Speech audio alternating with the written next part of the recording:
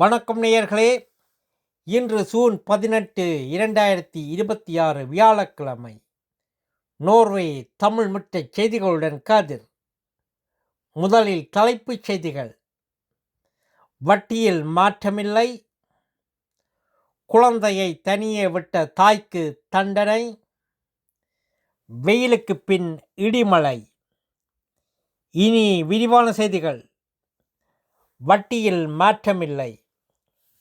Norway நடுவண் வைப்பகம் அதன் மூல வட்டியை 4.25 விழுக்காட்டில் மாற்றமின்றி வைத்துள்ளது.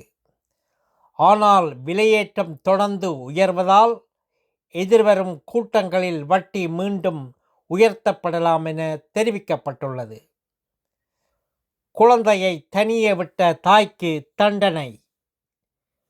ஒஸ்லோவின் குருருடாலன் பகுதியில் ஈராண்டு குழந்தையை வீட்டில் தனியே விட்டுவிட்டு வெளியே சென்ற தாய்க்கு அறமன்றம் தண்டனை வழங்கியுள்ளது.